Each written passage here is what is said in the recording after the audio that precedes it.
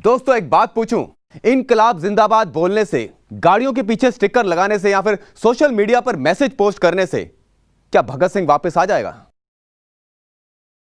नहीं, क्योंकि दुनिया के इस खेल में, इस सृष्टि रंगमंच पर कोई भी कलाकार उसी नाम रूप से दोबारा वापस कभी नहीं आता है। हां, उन्होंने अपने समय अनुसार अपना पार्ट बखूबी निभाया। मैं सलाम करता हूं उनकी कुर्बानी को, उनकी शहादत को जो उन्होंने अपने देश के लिए की। लेकिन आज क्या हम अपनी आजादी को बनाए रखने के लिए अपने देश के लिए कुछ नहीं करेंगे? क्या हमारे देश का युवा यूं ही तमाशा देखता रहेगा? क्या सोच रहे हैं आप लोग? सोच रहे होंगे कि भाई इतना क्यों जोश दिखा रहा है, हम आज कोई गुलाम थोड़े ना है। तो मेरा जवाब है हां, हम फिर से गुलाम बना दिए गए हैं। शांत हो जाइए। इस बार बाहरी ताकतों ने हमें गुलाम नहीं बनाया है, बल्कि अपने ही देह भान, बॉडी कॉन्शियस ने। और ये जो देह भान है ना, ये अंग्रेजों की तरह धीरे धीरे हमारे अंदर घुसा। दरअसल इसने तो हमें पता ही नहीं लगने दिया कि कब ये धीरे धीरे हमारे पूरे वजूद पर कायम हो गया। देह भान, body conscious, what is this all about? ये किस चिड़िया का नाम है भाई? बताता हूं। देखिए, जैसे अंग्रेज चुपके चुपके हमारे देश में बिजनेस करने आए और हमें आपस में लड़ाइयों में उलझाकर अपना गुलाम बना लिया, ठीक वैसे ही ये जो देह भान है ना, ये भी धीरे धीरे दबे पांव हमारे अंदर घुसा और इसने अपने दैहिक रसों में हमें उलझाकर अपना गुलाम बना लिया। और हैरानी की बात तो यह है कि इसकी गुलामी हमें इतनी भा गई कि हम इसे ही अपनी आन बान शान समझने लगे। मुझे लगता है अभी भी आपको कुछ समझ नहीं आया। चलिए मैं एक काम करता हूं, मैं आपको एक फिल्म दिखाता हूं जिसे देखकर शायद आपको समझ आ जाए कि मैं कहना क्या चाहता हूं।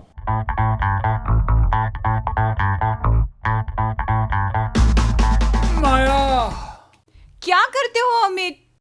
बोला था ना आज पार्टी में जाना पानी है। तो पीने दे यार। और ऊपर से तुम मेरा फोन भी नहीं उठाते। और तुम्हें पता है ना, अगर कोई मेरा फोन नहीं उठाता तो मुझे कितना गुस्सा आता है। अरे पानी तो पीने दे यार। और पता है मुझे किट्टी में जाना है, 1 महीने से मुझे याद है। एक बात लेकिन तुमको बता दूं, आज अगर वर्मा के बच्चे ने मैनहट्टन नाम लिया तो वही पड़ेगी उसको मुझसे। एक बार कंपनी ने उसके क्या भेज दिया मैनहट्टन में, तब से हर किटी में एक ही बात, मैनहट्टन में ये, मैनहट्टन में वो। तुमको पता है असलियत में तो उनकी औकात मथुरा जाने की नहीं है बाय ट्रेन। मैनहट्टन मैनहट्टन करता रहता है। बिल्कुल। और उसकी बीवी हर बार वहां से लाया हुआ पर्स दिखाकर शो ऑफ करती रहती है। कहती है, मैंने कितनी बार कहा मिस्टर वर्मा को कि इतने पैसे खर्च करने की क्या जरूरत है। और वर्मा जी कहते हैं, डार्लिंग तुम्हारी स्माइल $1,000,000 की है, तो क्या मैं $5,000 का गुच्ची का पर्स नहीं अफोर्ड कर सकता? जी तो करता है उसी पर्स से उसका गला दबा। तो दबाया क्यों नहीं? सबको पता है चोर बाजार में 300 रुपए का मिलता है। रिलैक्स माया, तुम पहले तैयार तो हो जाओ। तैयार तैयार तो आज मैं ऐसी होंगी कि देखने वाली सब जल कुकड़िया हो जाएगी। तुम्हें पता है हमने वो ड्रेस ली थी, वो चोर बाजार वाली मिलान। मिलान मिलान मिलान। अच्छा, वो अच्छा, ड्रेस ही काफी है सबका बेचा फ्राई करने के लिए। और पता है क्या, आज मैं भी वर्मा के बच्चे को दिखा दूंगा कि ओरिजिनल रैडो 4.5 लाख की वॉच क्या होती है। So let's get ready for the show. Okay, it's time for short time. चलो। ओए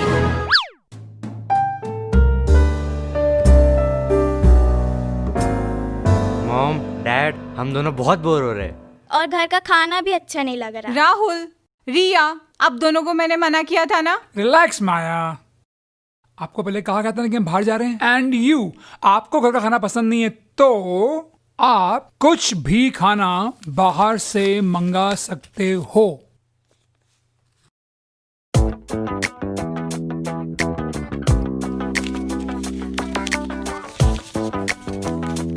अब तो खुश है।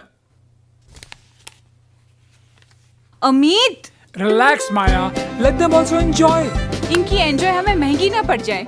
रिलैक्स माया, मूड मत खराब कर, लेट्स गो।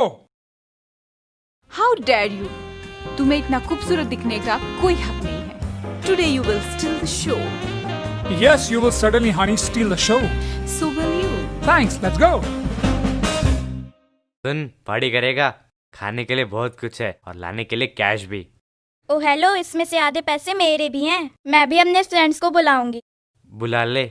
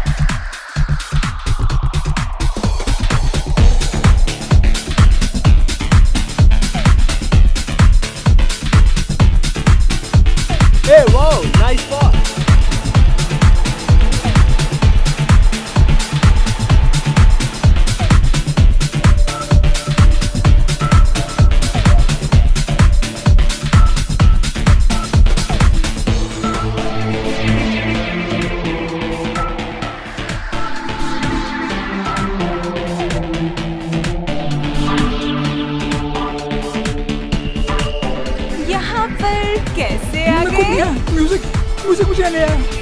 चलो घर पे बताती हूँ। यहाँ पे डीजे बैंड बजा रहा है, घर पे ये मेरी band बजाएगी। Bye. Bye.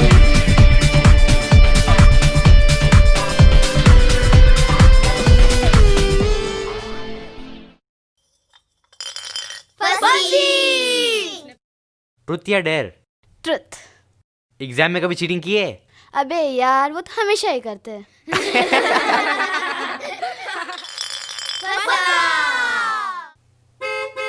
Oh shit. पापा आ गए, अब क्या करें? एक काम करो, पीछे के दरवाजे से बाहर निकलो। जल्दी जल्दी जल्दी जल्दी जल्दी जल्दी निकलो।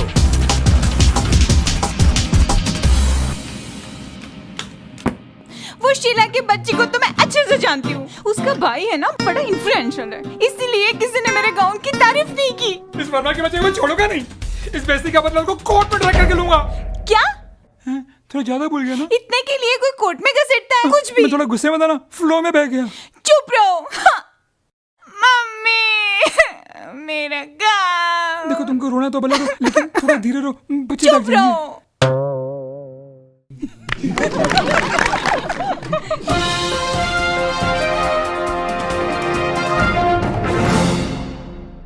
माफ कीजिएगा, ये कोई कॉमेडी फिल्म नहीं थी जिसपे आप लोग हंस रहे हैं या फिर तालियां बजा रहे हैं। उन्होंने अपनी मर्जी से तो ये घड़ी और गाउन खरीदा था, फिर क्यों लोगों से तारीफ की भीख मांग रहे हैं? ये भी तो एक देवभान का ही स्वरूप है। मैं आपसे कुछ पूछना चाहती हूँ, आप कहना क्या चाहते हैं? मतलब हम अपनी लाइफ एंजॉय ना करें? हाँ, मतलब हर रोज 15 अगस्त मनाएं? एक्सक्यूज मी, पहले तो आप अपने ये मोबाइल फोन बंद कीजिए, क्योंकि एक लाइव शो है। और वैसे भी ये एक सुनहरी बेड़ियां हैं जो हमने खुद इजाद की हैं अपनी गुलामी के लिए। ओह हद है, मतलब अब ये फोन भी आपको बेड़िया नजर आता है? कमाल है। जी हाँ, ये वो आग है जिससे रोटी भी पकाई जा सकती है और घर भी जलाया जा सकता है। और बदनसीबी से हम उस दौर से गुजर रहे हैं जो आज की नस्लों से रोटियां नहीं सेकी जानी।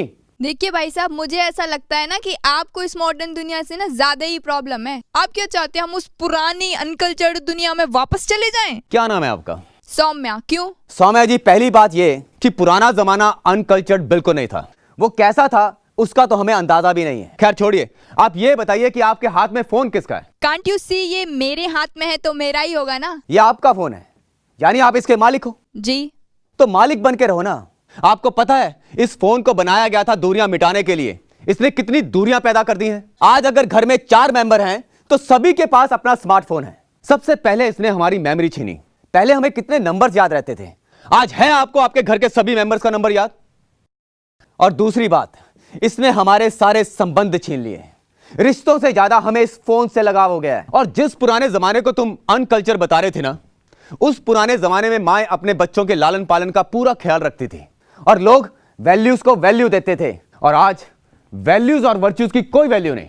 तो सोचिए कैसा होगा वो समाज जहां सिर्फ मैं और मेरे को पोषित किया जा रहा है, जहां प्यार, सद्भावना और त्याग को आउटडेटेड या फिर वेस्ट समझा जाता है। मुझे याद आती है पूर्व राष्ट्रपति और एक महान वैज्ञानिक डॉक्टर अब्दुल कलाम जी की वो बात। Where there is righteousness in the heart, there is beauty in the character. When there is beauty in the character, there is harmony in the home. When there is harmony in the home, there is harmony, there is an order in the nation. When there is order in the nation, there is peace in the world. और आज कौन संभाले इस मुसीबत को? बस पकड़ा दिया हाथ में फोन, ले बेटा फोन से खेल ले। और इसकी गुलामी इतनी बढ़ गई है कि दिल्ली और बेंगलोर जैसे शहरों में इसके डी एडिक्शन सेंटर खोलने पड़ गए। अरे दोस्तों, डरो उस वक्त से जब हर गली मोहल्ले में फोन के डी एडिक्शन सेंटर खोलने पड़ेंगे। अरे मैं पूछता हूँ, क्या बेताबी है कयामत को इतना जल्दी बुलाने की? क्यों उतावले हो रहे हैं गिद्धों को महाभोज का निमंत्रण देने के लिए? अरे कुछ तो होश की दवा करो यारो। देखो, मैं ये नहीं कहता कि एंजॉय मत करो, अरे एंजॉय करो, आत्मा है ही सुख स्वरूप। लेकिन ऐसे सुख का क्या चाटना जो आपकी खुशी छीन ले। बैठ जाओ सौम्या। तो देवभान मतलब क्या? मतलब क्या करें? देखिए, जिंदगी जीने के 2 तरीके हैं, एक सोल कॉन्शियस और एक बॉडी कॉन्शियस। सोल कॉन्शियस यानी मैं आत्मा, इस शरीर की मालिक, और बॉडी कॉन्शियस वो तो आप सब हो ही, यानी आप अपने को शरीर मानते हो। ओ भाई साहब, क्या शरीर शरीर लगा रखा है। मेरा नाम राम सिंह है और मैं अपने आप को नरेंद्र मोदी बन के घूमू गया। राम सिंह जी, आप बिल्कुल सही कह रहे हैं। जैसे ही आप हमारे माननीय प्रधानमंत्री श्री नरेंद्र मोदी जी की आवाज और अंदाज लेकर दुनिया में घूमोगे तो बड़ा मान सम्मान मिलेगा। लेकिन एक बात बोलूं, जैसे ही दुनिया को आपकी हकीकत पता चली, लोग तो आपका जो हाल करेंगे करेंगे, पुलिस वाले अलग से नहीं। देखिए, जो आप है ही नहीं वो बन के घूमोगे तो प्रॉब्लम तो होगी ना। उसी तरह आप बॉडी हो ही नहीं तो बॉडी बन के घूमोगे तो टेंशन और डिप्रेशन तो होगा ही ना। प्रॉब्लम बॉडी में नहीं, देह में नहीं, देह के भान में है। आज से 40-50 साल पहले इतना देहभान नहीं था। अच्छा, आप बताइए ना अंकल जी, आपने तो वो दौर देखा है ना। आज से 20-25 साल पहले भी डिप्रेशन नहीं था, चाहे पैसा इतना नहीं था पर आपस में प्यार काफी था। अरे आज तो अपनी अपनी ढोलकी और अपना अपना राग होता है। अंकल, आप बिल्कुल सही कह रहे हैं। जो स्मृति में होगा वही तो बाहर आएगा ना। अच्छा, आप में से मेजर ध्यानचंद जी का नाम कौन कौन जानता है? वाह, लगता है सभी हॉकी प्रेमी बैठे हैं यहां पर। यह बात है 1936 की, जब जर्मनी में world cup hockey final match खेला जाना था भारत और जर्मनी के बीच। 25,000 लोग और उनके बीच बैठा था दुनिया का सबसे बड़ा तानाशाह हिटलर। 16-1 से रौंद दिया था भारत ने जर्मनी को। अकेले 15 गोल दागे थे मेजर ध्यानचंद जी ने। और जैसे ही मैच खत्म हुआ, हार से तिलमिलाए हिटलर ने मेजर ध्यानचंद जी को अपने पास बुलाया और पूछा कि आप हॉकी के अलावा क्या करते हैं? मेजर ध्यानचंद जी ने कहा, मैं एक लॉन्स नायक हूं, फौजी। हिटलर मुस्कुराया और बोला, हॉकी का जादूगर और एक सूबेदार? आपके देश ने आपको इतना ही दिया? आप आज से ही, बल्कि अभी से जर्मनी से खेलो। आपको फील्ड कमांडेंट बनाता हूं। दुनिया के सारे ऐशो आराम आपके पास होंगे। पता है मेजर ध्यानचंद जी ने क्या जवाब दिया?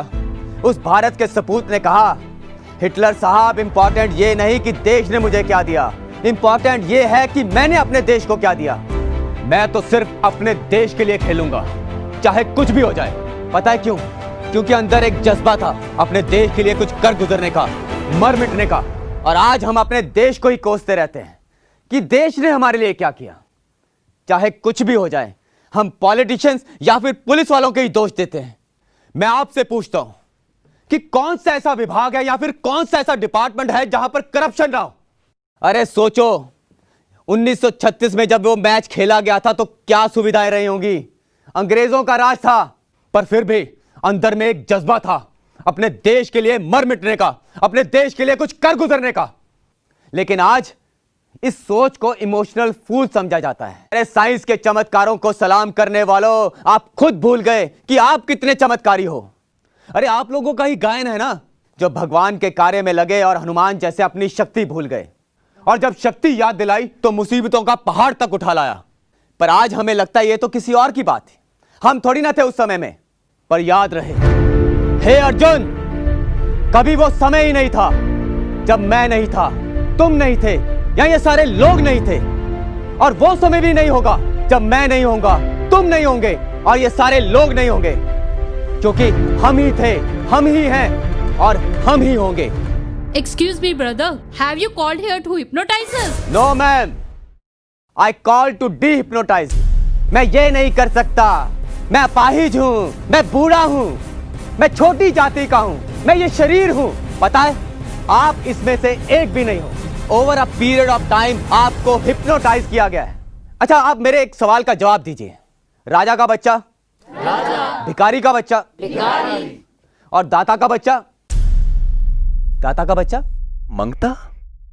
भगवान मुझे ये दे दो, वो दे दो, कभी ऊपर, कभी नीचे, कभी इधर, कभी उधर।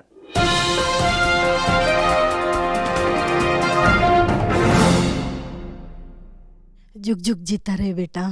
मैंने जिंदगी में बहुत कुछ देखा है, लेकिन कभी मैंने इस नजरिए से सोचा ही नहीं। तूने आज साबित कर दिया है कि ज्ञान के लिए उम्र की जरूरत नहीं है, वो उम्र का मोहताज नहीं है। इसके लिए तो सिर्फ पैस चाहिए।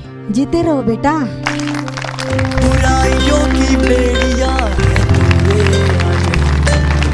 नैतिकता की सीढ़ियां है चढ़े आज। दोस्तों, आज हम उस दौर से गुजर रहे हैं जहां बहुत से गुरु गोसाई, थिंकर्स, फिलोसफर्स, मोटिवेशनल स्पीकर्स दिन रात अलग अलग ढंग से हमें ज्ञान की शिक्षाएं दे रहे हैं। पहले ज्ञान का इतना भंडार नहीं था, लेकिन आज ज्ञान का इतना प्रकाश होने के बाद भी चारों तरफ अंधेरा ही अंधेरा है। हम मॉरली, एथिकली, स्पिरिचुअली गिरते ही जा रहे हैं। पता है क्यों? क्योंकि ज्ञान तो बहुत है, उसे इंप्लीमेंट नहीं कर पा रहे। छोटी छोटी बातें सहन नहीं होती तो ज्ञान की बड़ी बड़ी बातें कैसे घुसेंगी?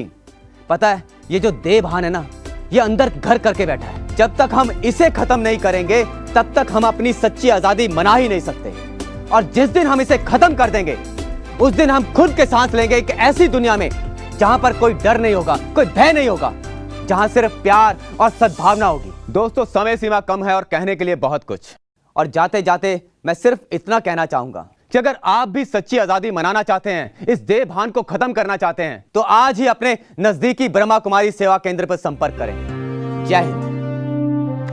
बुराइयों की बेड़ियां नैतिकता की सीढ़ियां है चढ़े आज हम, देह भान की गुलामी त्याग देंगे हम, मन को जीत सच्ची सलामी आज देंगे हम, जाति भेद की जंजीरें जड़ से उखाड़ देंगे, परिवर्तन की गांठ बांध कर नई उड़ान भरेंगे, सत्यता की राह है और हर माँ फौलादी, सच्ची आजादी, आजादी, सच्ची आजादी।